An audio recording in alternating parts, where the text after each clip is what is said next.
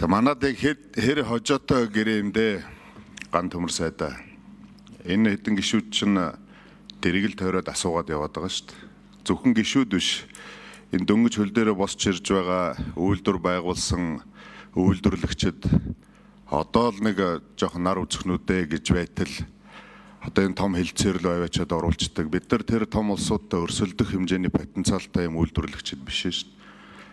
Хэр хожоотой гэрээ тэрийг л та хэлээд өгч. Бусад энд нэгдсэн явж байгаа 5 орн. За Оросоос нөгөө 4 орн маань энэ гэрээ хэлцээрт нэгдээд бид нар ийм ашигтай байгаа маа гэдгийг та нарт зөвлөд байгаа юм уу? Сая манай юуны ерөнхийлөгч үлээ үйлдвэр худалдаа юу лээд.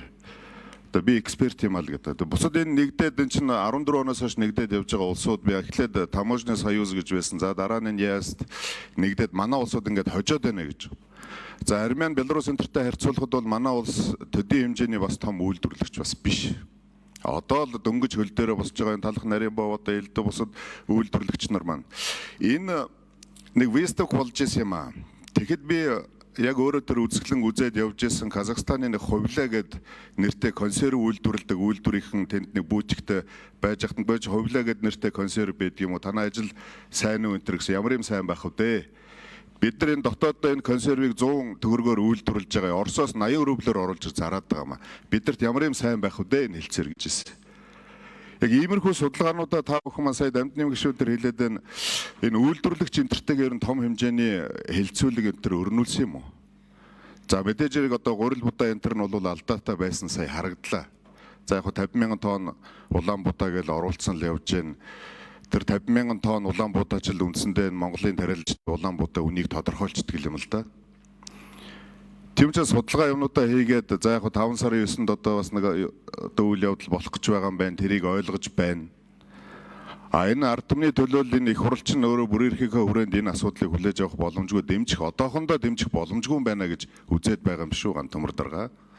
Таныг ажил хийх гээд байгааг ойлгож байна. Би ажил хийж байгаа нь энгээд өмнөх одоо засаг үргэлжлүүлжээс ажлыг би үргэлжлүүлэх ёстой маа гэд мөнхраар дайраад энэ хэдэн үйлдвэрлэгчтэй хамраар нь газар шалгах гэдэг юм уу? Таныг ингээд буруутгаад байгаа юм ерөөсөө байхгүй. Энэ гэрээ хэлцээр Монгол улсад хожоотой юм уу гэдгийг л асууад байгаа. Бид нар ингэж хожих юм аа гэж та нэг тодорхой. Бид нар 10 жилийн дараа гэхэд энэ үйлдвэрлэгч нар маань том зах зээлд гараад сипидл ингээд босоод ирэх юм аа гэдгийг та хэлээд өгөөч. Энд нэг нэгийг чичлэх гээд таач нэг ухаантай царайлал бусд нь ч нэг ухаантай царайлаад байгаа юм шиг энд нэг мэтгэлцээд байх юм. Энд чинь зүгээр гүгэд орчдог хэлцээр бас биш байх. Бусад энэ хэлцээрд нэгдсэн явж байгаа олон жил болсон улсууд чинь үнэхээр хожоотой гэрээ байна. За хариулт 6 номер тодорхой хариулт өсч байна. Тэгээ ер нь бол Евразийн холбоон дотор бол эдийн засгаар нь харахаар хамгийн их хожиж байгаа нь бол Казахстан юм лээ. Бид бол эдийн засгийн холбоонд элсэхгүй. Гишүүд минь бид бол төр хэлцээр хийж байгаа 3 жилийн хугацаатай. Магадгүй хэрэгжиж эхлэх нь бол эх оноос хэрэгжих байлгүй дээ. Одооноос зурж дараа нь эн чин парламентаар орно, батлагдах хэсэг нь яригдана. Хожоотой хувьд бол хожоотой. Зүгээр хожоотой гэдэг нь бол тийм зүгээр хэлчгээр бас болдог юм биш байна л да. Үйлдвэрлэгчд маань хэр ажилсаг байх вэ? Худалдаачид маань хэр сэргэлэн байх вэ?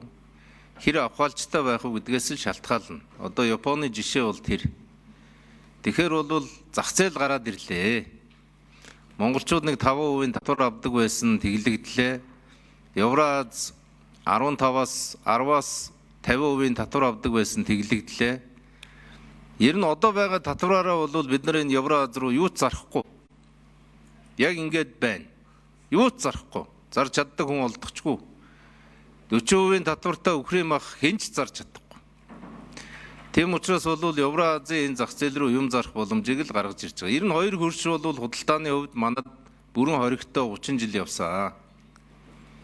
Энэ хоригоос гаргах тухайд аль нь одоо бодож байгаа байлгүй. Тэгээд нэг хөршийнхөө хоригийг авах тухайд хэдүүлээ ярьж байгаа. Өөрснөө тэгье бид хоригтойгоо байя гэвэл тэр бол бидний сонголт. Тийм учраас бол хожоотой хувьд бол хожоотой.